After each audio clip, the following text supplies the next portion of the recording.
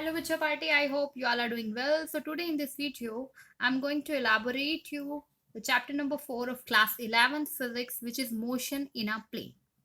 So basically in today's video, we are going to discuss about the introduction of what is motion in a plane. So एक plane के अंदर motion क्या होता है? You must be familiar with the word plane. Plane means which consists of two dimensions.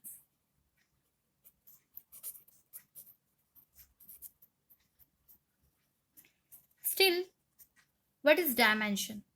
तो dimension क्या होता है बच्चा? कोई भी एक्सेस जैसे हम कंसिस्ट करते हैं, ठीक है, प्रॉपर तरीके से होगी, वो एक वे में होगी, जैसे कि हम कोऑर्डिनेट एक्सिस के अकॉर्डिंग लेते हैं. This is symbolize as an fix x axis, this is symbolized on fixed y axis, and it's symbolized on fixed z axis.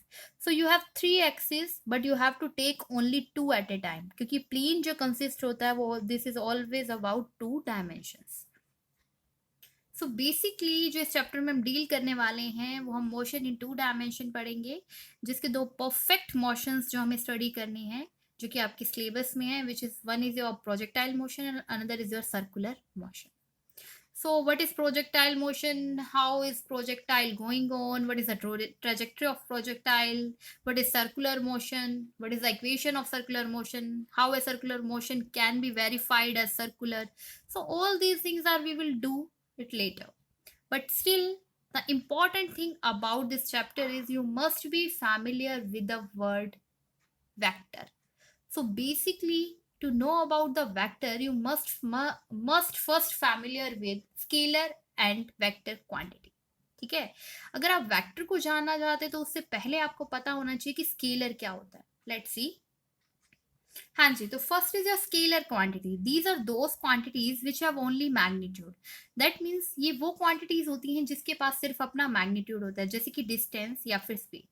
Normal way में अंडरस्टैंड करने के लिए आप ऐसे समझ सकते हैं कि कोई ऑब्जेक्ट है, we can consider like an object. यहाँ पे हम मान लेते हैं कि हमारे पास कोई ऑब्जेक्ट है और ये ऑब्जेक्ट एक्स एक्सिस पे मूव कर रहा है, इस तरीके से, इस तरफ मूव कर रहा है, और हम फिक्स कर देते हैं कि यहाँ से यहाँ तक का इसका डिस्टेंस कितना है, 5 मीटर. दैट मीन्स ये ऑब्जेक्ट कितना मूव किया, 5 मीटर मूव किया. और अगर हम आपको सिर्फ यही ऑप्शन दे रहे हैं या फिर यही इंफॉर्मेशन दे रहे हैं कि ये ऑब्जेक्ट 5 मीटर मूव कर रहा है, but we are not discussing about in which direction is moving, कि किस डायरेक्शन में जाना है आपको, नॉर्थ में, ईस्ट में, वेस्ट में, साउथ में, राइट में, लेफ्ट में, अप और डाउन. मतलब कि हम आपको डायरेक्शन सिंबलाइज ना करें, फिक्स ना करें, सिर्फ आपको ये बोले कि आपको 5 मीटर क्या करना है, इस ऑब्जेक्ट को ट्रैवल कराना है, मूव कराना है. तो this is your distance on this whole things comes in a scalar quantity. इसके पास सिर्फ अपना क्या था, मैग्नीट्यूड है. जैसे कि हमने बता दिया कि 5 मीटर हमने फिक्स कर दिया, लेकिन हमने डायरेक्शन फिक्स नहीं किया. Another is your vector quantity. The vector quantity involve both magnitude as well as direction. मतलब कि आपको मैग्नीट्यूड के साथ अगर डायरेक्शन भी फिक्स कर दी जाए, ठीक है, पता हो, तो वो आपकी बन जाती है डिस्प्लेसमेंट या वेलोसिटी. इसका क्या है, कुछ एग्जांपल्स हैं. नॉर्मली अगर अंडरस्टैंड करना चाहते हैं तो दीजिए. अगर आपको इन्फॉर्मेशन कुछ इस तरीके से गिवन हो कि you have to move an object 5 metre in right. अगर आपके पास, देखिए, फर्स्ट अगर स्केलर के बारे में बात करें तो ऐसा हो सकता है, you have to move object 5 metre. Next, अगर वेक्टर के बारे में बात कर रहे हैं तो हमें लिख सकते हैं कि 5 मीटर इन राइट डायरेक्शन. तो बेसिकली यहाँ पे क्या था, सिर्फ मैग्नीट्यूड था. This is only magnitude, but here you have magnitude, ठीक है, प्लस में दिस इज योर डायरेक्शन. तो जहां पे मैग्नीट्यूड प्लस डायरेक्शन होगा, this is your vector quantity, and which involves only magnitude, this is your scalar quantity. So now Vicha Party, we will discuss a very basic vector which is your unit vector. तो क्या होता है एक unit vector? So basically this is a ratio of vector to its magnitude. तो सबसे पहले हम ये देख लें कि वेक्टर जो हमने बोला, जिसको आपको बताया गया कि having magnitude plus direction, it how it is denoted. तो इसको डिनोट कैसे किया जाता है. तो एक वेक्टर को आप हमेशा, अगर आप ए वेक्टर ले रहे हैं, बी वेक्टर ले रहे हैं, सी वेक्टर ले रहे हैं, जो भी आप ले रहे हैं, it must consist of A arrow symbol above it. जब एक क्वांटिटी के ऊपर इस तरीके का एरो सिंबलाइज किया जाता है, इट रिप्रेजेंट अ वेक्टर. तो यहाँ पे लिखा गया है कि यूनिट वेक्टर होता है which is the ratio of magnitude to the vector. देखिए कैसे, हमने यहाँ पे सबसे पहले अगर जो आपको क्लियर करना है, सबसे पहले आपको ये देखना है कि हम वेक्टर को रिप्रेजेंट किसे करते हैं। वेक्टर को हमेशा रिप्रेजेंट किया जाता है किसी के ऊपर एरो हेड से। यूनिट वेक्टर को हम रिप्रेजेंट करते हैं वेक्टर के ऊपर दिस कैप से। तो कैप सिंबल जो आपका है वो रिप्रेजेंट करता है यूनिट वेक्टर को, और एरो का सिंबल रिप्रेजेंट करता है वेक्टर को। और अभी हमारे पास ये है कि यूनिट वेक्टर होता है which is the ratio of vector to the magnitude. और जब आप मैग्नीट्यूड को रिप्रेजेंट करना चाहते हैं किसी वेक्टर के, तो उसको हम इस तरीके से मॉडुलस की फॉर्म में लेते हैं। 2 बार्स के बीच में उस वेक्टर को लिखा जाता है। तो ये 3 टाइप की चीजें आपको पहले क्लियर होनी चाहिए। वेक्टर है तो it is represented by the arrow head. Unit vector है तो आप उसके ऊपर क्या लगाएंगे, कैप लगाएंगे, वी कैप बोला जाता है इसे। Now this is the magnitude representation. So basically unit vector is vector divided by the magnitude of vector. अब नाउ सी कि आपका कौन सा वेक्टर किस डायरेक्शन में है, क्योंकि हमें पता है कि vector consist of magnitude plus direction. तो इसको सिंप्लीफाई करने के लिए, अंडरस्टैंड करने के लिए कार्टेशियन साइन कन्वेंशंस यूज किए जाते हैं। कार्टेशियन कोऑर्डिनेट जो है वो आपको क्या बताती है, 3 एक्सेस जो कि हम 3 डायमेंशनल पिक्चर को मानते हैं, एक्स वाई एंड जेड, और उसी के अराउंड यूनिट वेक्टर्स को फिक्स कर दिया गया है कि अगर कोई ऑब्जेक्ट एक्स डायरेक्शन में है तो वो हमें कैसे पता लगेगा, उसके यूनिट वेक्टर से। Let's see the picture of Cartesian coordinates. To make this picture just consider that this is your x side, this is your y axis, and this is the z axis. So the unit vector along x direction is represented by I cap, unit vector along y direction is represented by j cap, and unit vector along z direction is represented by k cap. तो x y z के along 3 आपकी unit vectors होते हैं Cartesian coordinates, जो कि represent किए जाते हैं I cap, j cap and k cap से। तो बेसिकली अगर कोई हम रैंडम यहाँ पे पॉइंट ले ली, जैसे रैंडम पॉइंट अगर मैं यहाँ पे कंसिडर करना चाहूँ कि यहाँ पे अगर मैं कोई पॉइंट ले लेती हूँ P, ठीक है, तो इसके कोऑर्डिनेट्स कैसे आएंगे, क्योंकि ये क्या है, 3 डायमेंशन में है। हालांकि हम इस चैप्टर में, आपको इस चैप्टर में क्या डिटेल में जाना है, प्लेन के बारे में जाना है, but still we are discussing about a unit vector. तो अब वो जो यूनिट वेक्टर है जरूरी नहीं कि प्लेन में हो, 3 डायमेंशन में भी हो सकता है। तो हम इस पिक्चर को 3D तक लेके जा रहे हैं। After that we can use in 2D। तो यहाँ पे देखिए, अगर आप कोई पॉइंट लेते हैं तो इसके पास क्या होगा, पॉइंट के पास तीनों ही डायरेक्शंस होंगी, उन तीनों डायरेक्शन का क्या होगा, यूनिट वेक्टर्स होंगी। तो इस P पॉइंट की जो लोकेशन है वो किसको कंसिस्ट करती होगी, P पॉइंट अगर आप देखेंगे तो X पे कुछ होगा, Y पे कुछ एंड Z पे।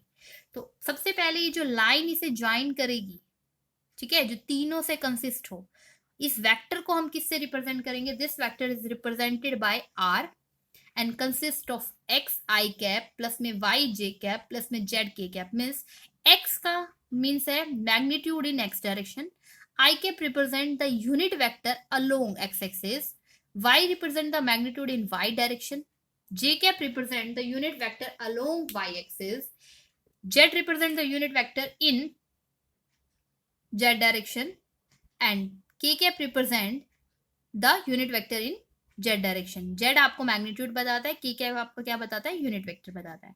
अब स्टिल क्योंकि हम जानते हैं कि unit vector is vector divided by the modulus of vector, so we must be familiar with the modulus. तो कैसे हम मॉडुलस कैलकुलेट करते हैं, modulus is calculated by the under root of magnitude squares. Magnitude squares अगर आप यहाँ पे देखेंगे तो ये जो एक्स है ये क्या है, मैग्नीट्यूड है, आई कैप इसकी डायरेक्शन को रिप्रेजेंट कर रहा है। Similarly y represent the magnitude in y direction, j cap represent the direction. तो हम इस तरीके से ले लेते हैं इसे under root x square plus y square plus में z square. Now you have both the things, vector भी अवेलेबल है, उसका मैग्नीट्यूड भी अवेलेबल है, इनका रेशियो हमारे पास क्या आ जाएगा, यूनिट वेक्टर आ जाएगा। एंड यूनिट वेक्टर हमेशा आप क्रिएट करके देखेंगे, this is always equal to 1। So this is all about the unit vector. हाँ जी बच्चा, so here we have a lot of vectors, but we will discuss some of the important vectors like first is your equal vectors. दो vectors को आप equal कब कहेंगे, when both the vectors have equal magnitude and same direction। Basically जब दोनों ही vectors का, जैसे हमने दो डिफरेंट वेक्टर शो करने के लिए यहाँ पे ए वेक्टर एंड बी वेक्टर लिया है, अगर उनका मैग्नीट्यूड इक्वल हो और उसकी डायरेक्शन भी सेम हो, जैसे कि यहाँ पे रिप्रेजेंट कर रहे हैं कि दोनों ही वेक्टर ऊपर की तरफ जा रहे हैं।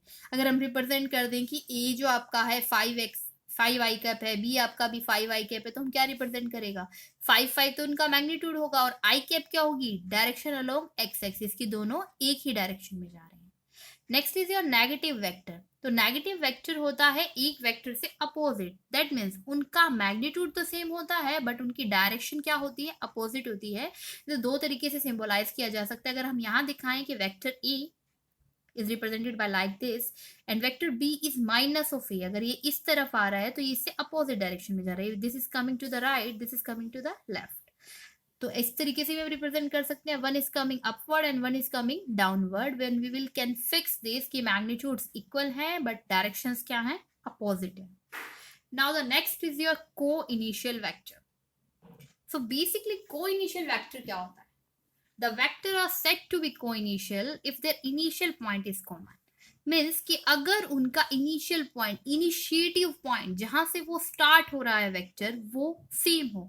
जैसे कि यहाँ रिप्रेजेंट अगर हम करें तो आप वेक्टर ए बी सी तीनों ही देख रहे हैं, इन सब का इनिशियल पॉइंट क्या है, फिक्स है, सेम है, ठीक है, इसीलिए this comes in the category of co initial vector. हाँ जी बच्चा, तो next is your localised vector and another is your non localised vector. So localise vector वो होता है whose initial point is fix, जिसका इनिशियल पॉइंट फिक्स हो, and non localised vector जिसका इनिशियल पॉइंट फिक्स नहीं है, दैट मीन्स अगर उसका इनिशियल फिक्स नहीं है तो वो किस टाइप का वेक्टर होगा, फ्री वेक्टर होगा, वो किसी भी डायरेक्शन में जा सकता है, उसकी इनिशियलाइजेशन फिक्स नहीं है। Now next and important is your resultant vector. So it is defined as a single vector which produces the same effect as produced by individual vector together. That means कि ये एक ऐसा vector है जो कि singly खुद ही effect को produce करता है। कौन सा इफेक्ट को, अगर आपके पास एक से ज्यादा वेक्टर हैं तो उन सभी के समराइज्ड इफेक्ट को जो प्रोड्यूस करेगा, that single vector is known as your resultant vector. हाँ जी बच्चों पार्टी, तो here two important Q points. So let's see, when you multiply a vector by a real number, what happen when you multiply a vector by a real number? To understand it, let's see कि आप एक vector लीजिए, like I am representing a vector a 5 I cap. What this 5 I cap symbolize? 5 is the magnitude of the vector and I cap is the direction of that vector, and I have to multiply that vector with a real number. Real number like you can take 1 2 3 4, the one you want to take. Let's see, I'm taking 5 as a real number. So what I have to do, I'm multiplying a real number with a vector. So 5 into 5 I cap. So result will be 25 I cap. You will see that magnitude is going to change. Initially the vector having magnitude 5, but now this after multiplication, this magnitude increase 5 times as it multiply with the 5 as a real number. And I cap remains I cap. That means magnitude only change but the direction is not changing. So यहाँ पे यही लिखा है that magnitude will be changed but direction remains same and unit remains same.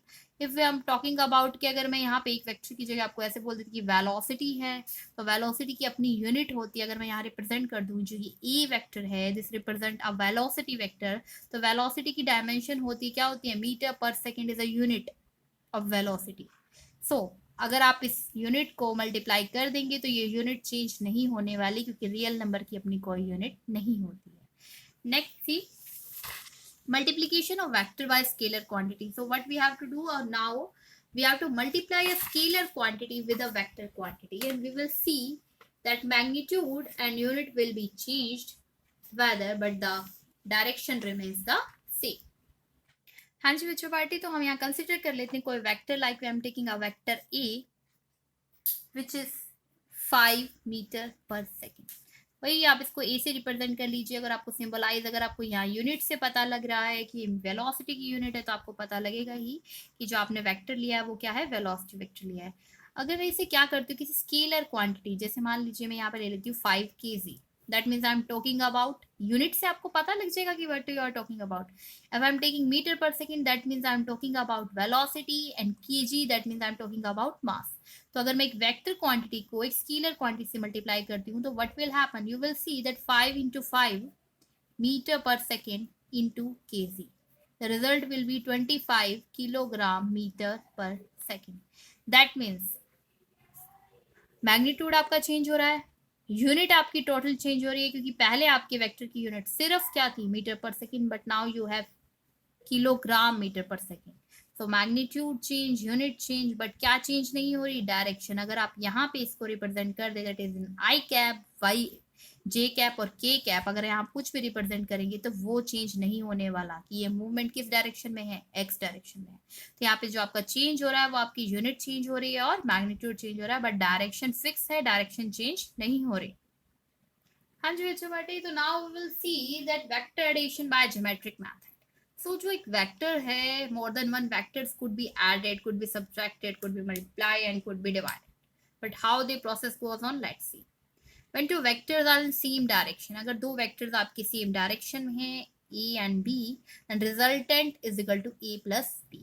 Let's see, we have discussed earlier that what is the resultant vector which gives the effect of both the vectors. तो अगर आप यहाँ पे देख रहे हैं resultant vector किसका effect दे रहा है? दोनों ही वेक्टर्स का, और वो दोनों वेक्टर अगर एक ही डायरेक्शन में है तो हम क्या कर रहे हैं? उन्हें एड अप कर रहे हैं। अगर दो वेक्टर्स आपके अपोजिट डायरेक्शन में होते हैं तो रिजल्टेंट भी आपको सेम इफेक्ट देगा, that one is going in a positive and other is going in a negative direction. But what happen when two vectors are held together having some angle? अगर दो vectors के बीच में कुछ angle हो तो किस किस टाइप की रिप्रेजेंटेशन उसकी हो सकती है? Let's see here that a and b could be moved like this, their tail could be attached together, one head could be connected to the another tail. देखिए head and tail क्या बोल रही हूँ मैं? हेड का मतलब होता है this arrow symbol and this last point is known as tail. तो ऐसा हो सकता है कि दोनों डिफरेंट डायरेक्शन में मूव कर रहे हैं। इट कुड बी पॉसिबल कि दोनों की टेल अटैच्ड हो। It could be possible that एक के हेड पे दूसरे की क्या आ रही है? टेल आ रही है। तो डिफरेंट टाइप से आपके एंगल्स पॉसिबल है। सो बेसिकली इन क्लास 11 जो आपको डील करना है इन एंगल फॉर्मेशन के साथ, आपके दो लॉज आएंगे, parallelogram law and triangle law. तो ये किस पे डिपेंड है? ये इनके फिक्सेशन पॉइंट्स पे डिपेंड है कि किस तरीके से, क्या उनकी टेल कनेक्टेड है या उनका हेड कनेक्टेड है या एक की टेल दूसरे के हेड के साथ कनेक्टेड है। So in upcoming video we will discuss about the triangle law and parallelogram law of vector addition.